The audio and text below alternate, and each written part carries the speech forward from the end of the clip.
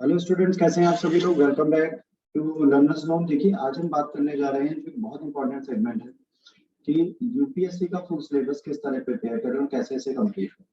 जाहिर सी बात, अभी तक आपने जितने भी एग्जाम दिए, आपके साथ सबसे बड़ी प्रॉब्लम आती है कि आप यूपीएससी के सिलेबस से घबरा जाते हैं कि यार ये कैसे प्रिपेयर होगा, क्या करें, क्या प्री पहले पढ़ना चाहिए, मेंस पहले पढ़ना चाहिए, किस तरह एग्जाम निकलता है, क्या पैटर्न है। और जो न्यू कमर्स होते हैं वो बड़ा कंफ्यूज होते हैं कि भाई यूपीएससी का सिलेबस क्या है, कैसे तैयारी करनी चाहिए, क्या कॉन्सेप्ट है, क्या सच में हम इजीली उसे कर सकते हैं, नहीं कर सकते। लोगों से पूछते हैं, फेसबुक और अदर सोशल मीडिया साइट पे डालते हैं, और कुछ अच्छे एस्पिरेंट जो तैयारी कर रहे हैं, जिनको खुद ही एहसास नहीं है कि वो क्या कर रहे हैं, वो उन्हें राय देने बैठ जाते हैं। तो आइए उन रायों से थोड़ा दूर चलते हैं और अपने पैचेस को खुद करते हैं और सही करने की कोशिश करते हैं। तो देखिए, पहली चीज आप समझ लीजिए, यूपीएससी के पैटर्न को नहीं ना 3 पार्ट्स में बांटा गया है।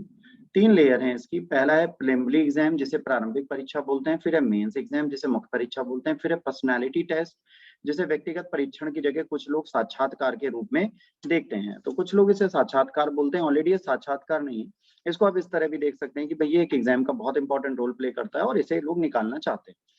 तो आइए हम स्टार्ट करते हैं अपने सेगमेंट को। तो प्रीलिम्स जो है बेटा, प्रीलिम्स को अगर देखेंगे तो इसमें एमसीक्यू बेस्ड क्वेश्चंस आते हैं। मतलब A B C D 4 option होते हैं, एक करेक्ट होता है। तो प्रोबेबिलिटी 25/75 हमेशा होती है। 25% करेक्ट होने की प्रोबेबिलिटी हमेशा है इसमें। मेंस एग्जाम की बात करेंगे बेटा, सब्जेक्टिव होता है। यहाँ पर आपको कॉलेज में जैसे एग्जाम लिखते थे उस तरह लिखना है, बट इसमें थोड़ा डिसिप्लिन होना पड़ेगा और सही में लिखना पड़ेगा। कॉलेज में तो आप कुछ भी लिख सकते थे, यहाँ पे ऐसा नहीं चलता। मेंस के बाद जब आप जाते हैं पर्सनालिटी टेस्ट में, तो यहाँ पर लोग कहते हैं कि भाई आपकी नॉलेज होनी चाहिए। तो नॉलेज तो यहाँ पे उन्होंने टेस्ट कर लिया। यहाँ पे आपका पेशेंस, आपकी डीलिंग और कैपेबिलिटीज एंड कॉन्फिडेंसनेस कितनी है, आप कितने कॉन्फिडेंट हो, ये सब चीजें चेक होती हैं 275 के इंटरव्यू। यहाँ पे आप हर एक क्वेश्चन का नो में भी आंसर दोगे, बट आप अगर आप बहुत कॉन्फिडेंट हैं और आप उस एटमॉस्फेयर में बहुत प्लीजेंट एटमॉस्फेयर समझ के रह रहे हैं उस प्रेशर में, तो यकीन मानिए आपका सिलेक्शन हो जाता है। अब आते हैं जनरल स्टडीज पेपर 1 में। यहाँ पर बेटा 100 क्वेश्चन आते हैं जीएस पेपर 1 में, और 2 में 80 क्वेश्चन आते हैं। ये बेटा आपका सी सेट का पेपर होता है, ये जनरल स्टडीज का पेपर होता है। अब जनरल स्टडीज में देखेंगे तो नेशनल इंटरनेशनल इंपॉर्टेंस के जो भी करंट इवेंट्स हैं, मतलब हिंदू, योजना, कुरुक्षेत्र और पीआईबी, ये आपको यहीं पे पढ़ना है। इसके बाद हिस्ट्री। हिस्ट्री में आप एनसीईआरटी से लेकर हर चीज पढ़ते हैं। फिर वर्ल्ड ज्योग्राफी और इंडियन ज्योग्राफी आती है। इसके बाद इंडियन पॉलिटी आती है, फिर इकोनॉमिक्स आती है, फिर general issues, environment, climate change and all आता है। अब ये सारी चीजें जो है, इससे 100 क्वेश्चंस पूछे जाते हैं, और अगर आपको प्री निकालना है तो आपको बहुत मेहनत नहीं करनी। 55 प्लस आप सही कराइए। नेगेटिव मार्किंग है इसमें 2/3, तो आपको ध्यान रखना है, आपको बहुत संभल के काम करना है। तो अगर आप इसको पास कर लेते हैं तो आप प्री क्वालिफाई कर सकते हैं। अब सी सेट क्या है, सी सेट क्वालिफाइंग है। 80 क्वेश्चन आते हैं, हर एक क्वेश्चन 2.5 मार्क्स का होता है। 200 नंबर का ये भी पेपर होता है, 200 नंबर का ये भी पेपर होता है। ठीक है। अब इस 200 नंबर के पेपर में सबसे बड़ी बात है कि सी सेट के लिए लोग बहुत घबराते हैं। मत घबराइए, इसमें मैथ्स, रीजनिंग और पैसेज रीडिंग ही आती है, इंग्लिश भी हट चुकी है। तो पैसेज रीडिंग हिंदी इंग्लिश दोनों में पाया जाता है। तो बस इतनी चीजें आपको इसके लिए पढ़नी है। कॉम्प्रिहेंशन हो गया, इंटरपर्सनल स्किल हो गई, logic, decision making, basic numeracy और बेसिक इंटरप्रिटेशन। बाकी ये कुछ नहीं पूछते, तो इसमें बहुत वरीसम होने की जरूरत नहीं है कि हाँ मेरा नहीं निकलेगा, आराम से निकल जाएगा। अब बात आती है जनरल स्टडीज के पेपर के बाद, जैसे आप मेंस में जाते हैं। मेंस में जाते ही पहले आपको 2 क्वालिफाइंग पेपर निकालने पड़ते हैं। ठीक है। यहाँ पर क्या है, कॉन्स्टिट्यूशन के 8 शेड्यूल में 12 लैंग्वेजेस हैं। इनमें से कोई भी एक लैंग्वेज चूज करनी है। 300 नंबर का ये पेपर लिखना और इंग्लिश का पेपर लिखना है 300 नंबर का। इसमें 100 नंबर दोनों में ले आएंगे तो आपकी आगे जो मेंस की आप कॉपी लिख रहे हैं वो चेक होगी। यहाँ आपकी मेरिट से कोई मतलब नहीं है, यहाँ पर आपकी लैंग्वेज का ज्ञान क्या है, आपको ये देखा जाता है कि आपको भाषा का ज्ञान कितना। याद रखिए, यहाँ से पेपर सब्जेक्टिव है, बट ये 600 नंबर का जो पेपर है कहीं नहीं जुड़ता। ये सिर्फ आपको इस चीज के लिए एलिजिबल करता है कि आपकी मेंस की कॉपी यूपीएससी चेक करे। मतलब आयोग देख लेता आपको हिंदी इंग्लिश दोनों नहीं आती, तो फिर आपने मेंस में क्या लिखा होगा, 2 कौड़ी का लिखा होगा, तो आपकी कॉपी को नहीं चेक करता। इसके बाद अब आपका हिस्ट्री, अब आपकी लाइफ स्टार्ट होती है यहाँ से। आपकी हिस्ट्री कैसी होगी, मतलब फ्यूचर में आप हिस्ट्री में किस जगह पर आएंगे, एक आईएएस एस्पिरेंट की तरह या आईएएस ऑफिसर की तरह, वो यहाँ से डिसाइड होता है। पहला पेपर एसए का, पार्ट ए और पार्ट बी 2 में बटा होता है। 4 एसए इधर होते हैं, 4 एसए इधर होते हैं। एक इधर से उठाना है, एक इधर से उठाना है। 1250 वर्ड का एसए, 1250 वर्ड का एसए 3 घंटे में लिखना है। मतलब 2500 शब्दों को लिखना है। ऐसे कोटेशन बेस भी हो सकते हैं, इंटरनेशनल इश्यूज भी हो सकते हैं, डोमेस्टिक इश्यूज भी हो सकते हैं, पॉलिटिकल भी हो सकता है, रिलीजियस भी हो सकता है, हिस्टोरिकल भी हो सकता है, या आप नहीं जानते इसमें क्या है, इकोलॉजी, एनवायरनमेंट, पैंडेमिक, कुछ भी पूछ सकता है।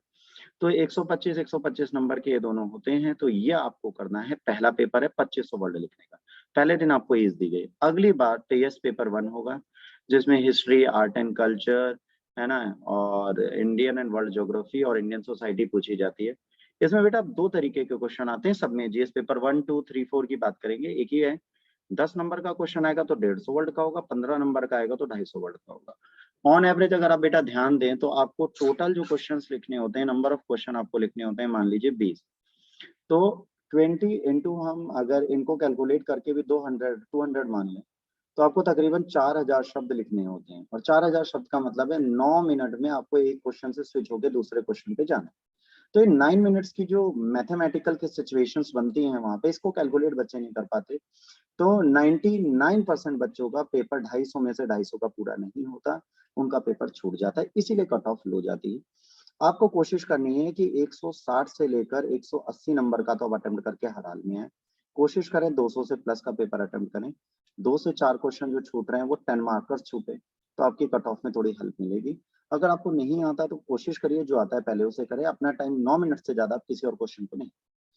इसके बाद जीएस पेपर 2 आता है, जिसमें governance, constitution, polity, social justice, international relations आते हैं। सेम वही 150 और 250 नंबर के क्वेश्चन है, 20 क्वेश्चन इसमें भी है, इनको भी आपको प्रॉपर मैनर में करना है। इसके बाद बेटा आपका आता है जीएस पेपर 3। जीएस पेपर 3 में technology, economic development, bio disaster, biodiversity, disaster management, security, ये सब आता है। अब यहाँ पर भी सेम चीज चलेगी बेटा, 20 क्वेश्चन आएंगे, 10 नंबर वाले भी, 15 नंबर वाले भी। तो अब यहाँ पर भी बात क्या है कि भाई इसमें भी सेम टाइम मैनेजमेंट 9 मिनट वाला करना है।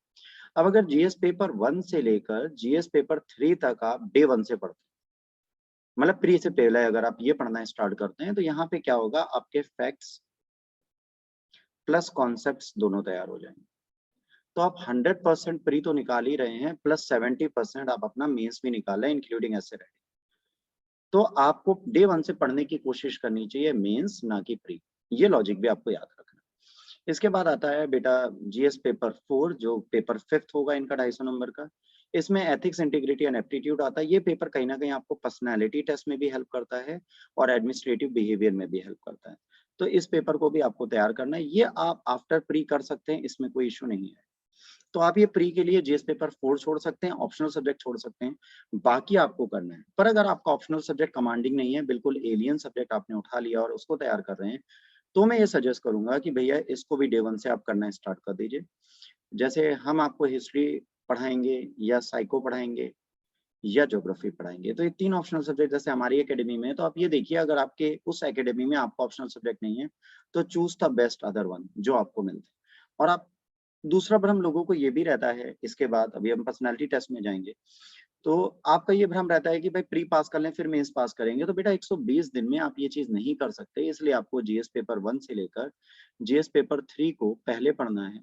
और इसको पढ़ने का सिंपल सा लॉजिक है, इसका डिटेल सिलेबस उठा लें जीएस पेपर 1, 2, 3, 4 का, और इसमें जितने टॉपिक्स लिखे हैं, मान लीजिए जैसे लिखा है इंडियाज इंडिपेंडेंस स्ट्रगल, तो इंडियाज इंडिपेंडेंस स्ट्रगल में क्या टॉपिक है, गांधीयन एरा हो गया और 1857, तो इन सब पे 50 to 100 वर्ड्स लिख लें।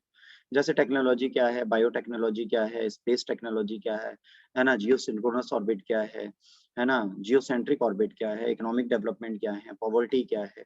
तो इन सब वर्ड्स पे अगर आप लिखें, एनवायरनमेंट क्या है, ठीक है, डिपेंडेंट कौन होता है एनवायरनमेंट पे, ठीक है, डिग्रेडेबल प्रोडक्ट्स कौन से हैं, बायोडिग्रेडेबल कौन से नहीं है, ठीक है, बायोम क्या है, बायोस क्या है, डाइवर्सिटी क्या है। जब इन सब पे आप लिख लेंगे तो आपको क्या लगेगा कि आप चीजों को कर सकते हैं। अगर आपने वर्ड्स पहले से लिख लिए, जब एग्जाम में टॉपिक आएगा तो आप उन वर्ड से फैमिलियर होगे, तब भी आप मेंस लिख सकते हैं।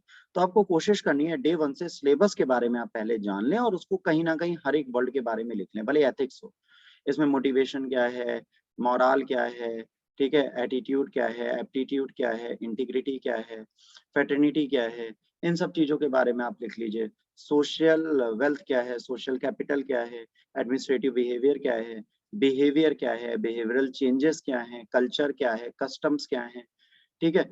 बिलीफ क्या है, बिलीफ क्या है, इन सब पे अगर आप पहले से वर्ड्स लिख के रखते हैं तो आपके कॉन्सेप्ट्स क्लियर होते हैं जो आपको हेल्प देते हैं।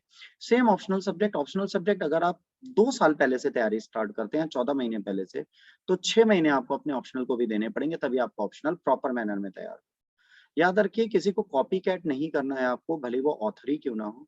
आपको ये ध्यान रखना है, ऑथर आपके काम नहीं आएगा। ऑथर ने जो चीज लिखी है वो उसके खुद के व्यूज हैं, तो उसके व्यूज को पढ़ के आप अपने व्यूज लिखेंगे। इसके साथ एक और मिथ मैं आपका दूर करता चलता हूँ पर्सनैलिटी टेस्ट पे आने से पहले। लोग ये कहते हैं कि सर हिंदी मीडियम लिए या इंग्लिश मीडियम, तो इस पे मैं अगर एक डिटेल्ड वीडियो बाद में बनाऊंगा, बट आप ये समझ लीजिए, it's all about in which language you can express well. आप किस भाषा में अपनी बातों को बेहतर तरीके से कह सकते हैं, उसको ले लीजिए और आप अपनी परीक्षा आराम से निकाल लीजिए। तो हिंदी इंग्लिश मीडियम के भ्रम में ना पड़े। आप हिंदी मीडियम के बच्चे हैं और आप इंग्लिश मीडियम पढ़ने की कोशिश करेंगे तो 2 से 3 साल आप सिर्फ अपने मीडियम के गेम में ही लगा देंगे, तो इससे आपको बचना है। आपको कोशिश करनी है आप इंग्लिश और हिंदी मीडियम के गेम से बाहर रहें और अपने एग्जाम को निकालने की कोशिश करें। वही आपको सफलता देगा, वही आपकी हेल्प करेगा, और कोई चीज आपकी हेल्प नहीं कर सकती। तो आपको ये चीज हमेशा के लिए याद रखनी है कि आप कैसे ये काम कर रहे हैं। इसके बाद बेटा सबसे इंपॉर्टेंट आता है पर्सनालिटी टेस्ट। 275 नंबर का ये पेपर होता है। इंटरव्यू होता है, इसमें आपको इंटरव्यू पैनल बुलाएगा, आपके सामने होगा, तो यहाँ पर आपको प्रेशर डीलिंग आनी चाहिए। आपको आपका बिहेवियर नॉर्मल होना चाहिए, आप बहुत पॉजिटिव होने चाहिए। यहाँ पर नॉलेज नहीं चेक करी, नॉलेज उन्होंने 1750 नंबर के पेपर में चेक कर लिया, तभी आप कट ऑफ पास करके इंटरव्यू देने आए। यहाँ पर रेशियो बेटा 1:3 का चलता है, मतलब 2 बाहर जाते हैं, 1 सेलेक्ट होता है, तो आपको थोड़ी मेहनत करनी पड़ेगी। 2025 नंबर में से जो टॉपर्स होते हैं उनको कट ऑफ में ऑल इंडिया रैंकिंग 001 से लेकर जितनी भी रैंक होंगी 650 तक आती रहती है। तो आपकी रैंकिंग इसी से बनती बिगड़ती है। और सिलेबस समझना बहुत आसान है, अगर आप ध्यान दे रहे होंगे तो आपको पता चल गया होगा लेयर 1, लेयर 2, लेयर 3। अगर आप लेयर 2 पे प्रिपरेशन करते हैं तो ये भी निकल जाता है और ये भी निकल जाता है, तो इसके लिए आपको मेहनत नहीं करनी है। आप अपने मेंस पे फोकस करिए। प्री और पर्सनालिटी टेस्ट, मतलब प्रिलिमिनरी टेस्ट और पर्सनालिटी टेस्ट, PT2 जो है, ये दोनों आपके निकल जाएंगे, तो आपको उसके लिए परेशान होने की जरूरत नहीं। होपफुली आपको कॉन्सेप्ट समझ में आया होगा। अगर चीजें समझ में आई हैं तो प्लीज बेटा हमारा चैनल लाइक शेयर और सब्सक्राइब करें और लोगों तक इसको शेयर करें, ताकि अधिक से अधिक लोगों तक ये चीज पहुंचे और लोगों को पता चले। इसी के साथ इस वीडियो को हम समाप्त करते हैं। अगले वीडियो तक की प्रतीक्षा करें। God bless you all, take care, जय हिंद, वंदे मातरम।